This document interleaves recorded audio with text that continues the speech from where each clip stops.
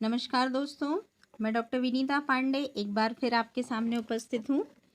आज हम बात करने वाले हैं डीएलएड द्वितीय वर्ष के आपके संस्कृत भाषा शिक्षण जो है आपका 11वां प्रश्न पत्र है, उसके सिलेबस और उसके प्रश्न पत्र के प्रारूप के बारे में। तो आइए समझते हैं कि ये जो पेपर है वो आपका 50 नंबर का है और इसमें एक्सटर्नल मार्क्स जो हैं वो आपके 35 है। मतलब आपका जो एग्ज़ाम होगा वो 35 मार्क्स का होगा और इंटरनल मार्क्स आपके 15 हैं। अब हम आते हैं यूनिट फर्स्ट पर।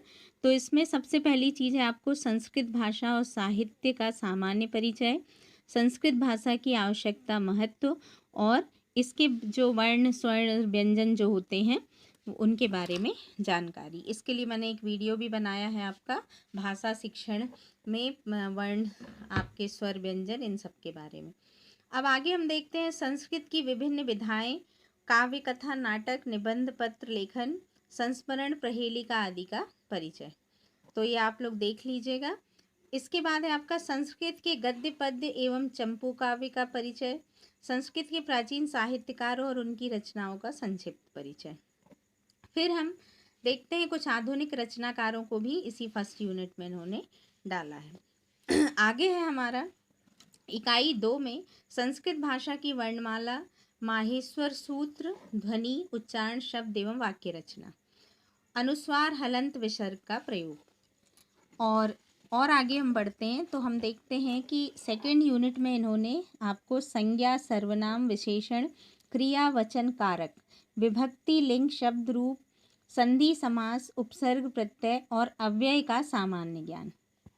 तो ये आपको भाषा शिक्षण में ज़रूर अनिवार्य है। तो यदि आप एक विषय में भी इसको सीख लेते हैं तो अगर आप हिंदी में भी इसको सीखते हैं तो आपको संस्कृत में काफ़ी आसानी होगी। फिर है आपका पर्यायवाची और विलोम शब्द, प्रचलित सूक्तियाँ, सामान्य प्रचलित विषयों पर सरल संस्कृत में छोटे निबंध, गीत, कहानियाँ, प्रहेलिका, विनोद कनिका, ये सब कैसे लिखी जाती हैं इसके बारे में है ये। फिर है आपका संस्कृत गिनती 1 से 20 तक, इसको संस्कृत में लिखना है। आगे हम देखते हैं इकाई 3 है संस्कृत भाषा की शिक्षण विधियाँ, जिसमें आपकी अनुवाद विधि, दंडान्वय और खंडान्वय विधि, आगमन निगमन विधि, संभाषण विधि, अनुकरण विधि, चित्र वर्णन विधि, कहानी कथन, सक्रिय अधिगम प्रवृत्ति। तो कुछ विधियां मैंने आपको भाषा शिक्षण के वीडियो में बताई थी जो सेम है और कुछ विधियां थोड़ा अलग हैं जिसको मैं आपको बता दूंगी। फिर है आपका संस्कृत शिक्षण में नवाचार एवं मूल्यांकन। इसमें आपको सतत और व्यापक मूल्यांकन, मैंने इस पर वीडियो भी बनाया था। तो मूल्यांकन जो है वो सभी में एक ही प्रकार का है। तो मूल्यांकन के प्रकार, विशेष शिक्षण, फिर प्रश्न रचना, इसमें आप वस्तुनिष्ठ कैसे बनाएंगे, लघुत्तरी कैसे बनाएंगे, निबंधात्मक कैसे बनाएंगे, और ब्लूप्रिंट के आधार पर प्रश्न पत्र की रचना और परिणामों का विश्लेषण, आदर्श उत्तरों की रचना और सहायक शिक्षण सामग्री, दृश्य श्रव्य सामग्री और दृश्य श्रव्य माध्यमों का प्रयोग। ये भी मैंने आपको बनाया है इस पर एक वीडियो। तो आपका इंग्लिश में भी बनाया था, इसी तरह से आपका हिंदी में भी दृश्य श्रव्य सामग्री का मटेरियल जो है वो उसी तरह से होगा। आइए अब हम समझते हैं कि संस्कृत का जो एग्ज़ाम पेपर होता है वो कैसे आता है। तो हम यहाँ देख रहे हैं ये आपका 2016 का एक प्रश्न पत्र है और इसमें हमने वस्तुनिष्ठ प्रश्नों को लिया है। इसमें आपको 4 ऑप्शन है और आपको एक पर निशान लगाना है। फिर आते हैं हम, तो दूसरा प्रश्न है आपका रिक्त स्थानों की पूर्ति कीजिए। तो ये यहाँ पर आपको कुछ ऑप्शन दिए हैं, इसमें आपको टिक करना है। आगे हम देखते हैं अधोलिखितेषु प्रश्नानाम उत्तराणानि हिंदी भाषायाम अथवा संस्कृत भाषायाम लिखत। कुछ विद्यार्थियों ने प्रश्न किया था कि मैडम जो प्रश्न आते हैं वो हिंदी में आते हैं या संस्कृत में। तो यहाँ इन्होंने आपको एक ऑप्शन दिया है कि आप हिंदी भाषा में भी उत्तर लिख सकते हैं और संस्कृत में भी लिख सकते हैं। फिर है आपका पंचतंत्र से लेखकः का। तो ये चैप्टर जो हैं वो आपके दिए गए हैं आपके पाठों में, तो इनके बारे में आपको लिखना है। ये प्रश्न हैं कुछ जिनके उत्तर आपको पढ़ना होंगे। अब है पठिष्यामि इत्यस्मिन् पदे कः लकार। तो ये लकार पढ़ना है आपको। मूल्यांकन के बारे में कितने प्रकार होते हैं उनका उल्लेख करना है। मूल्यांकनस्य का उद्देश्याः भवन्ति, तो मूल्यांकन का क्या उद्देश्य है। काव्य शिक्षण की मुख्य विधि कौन सी है और सक्रिय अधिगम प्रविधि कौन सी है, ये जरूर आती है।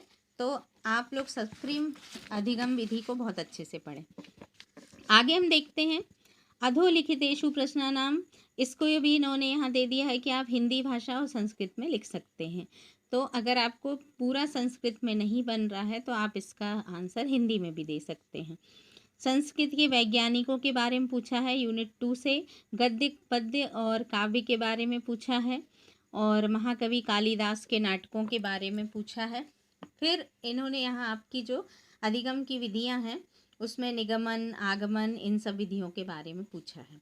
मूल्यांकन की भी परिभाषा पूछी है। तो ये जो पेपर का फॉर्मेट है यहाँ पर अति लघुत्तरीय, लघुत्तरीय, वस्तुनिष्ठ, दीर्घोत्तरीय, इसी तरह से है। तो चित्र वर्णन विधि ये भी मैंने आपको बताई थी। फिर संस्कृत कक्षा शिक्षण के उद्देश्य, संस्कृत नाटक शिक्षण के उद्देश्य।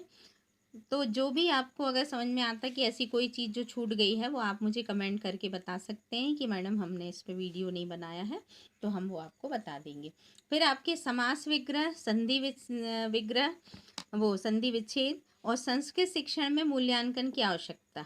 तो ये बहुत अनिवार्य प्रश्न है मूल्यांकन, इसको जरूर पढ़िएगा। उपचारात्मक शिक्षा की आवश्यकता। फिर धातु को प्रत्यय से अलग करना, तो ये थोड़ा सा आप लोग व्याकरण जरूर देख लीजिएगा संस्कृत की।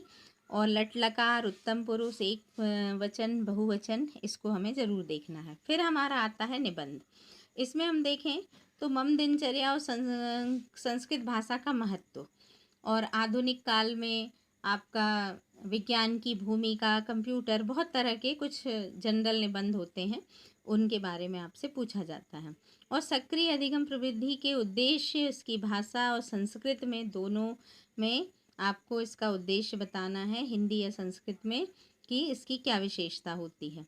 फिर है भाषा अनुवाद विधि क्या है और इसके गुण और दोष, तो ये भी आपको बताना है। तो इसके गुण और दोष मैंने आपको हिंदी वाले जो एक वीडियो बनाया था उसमें बताया है।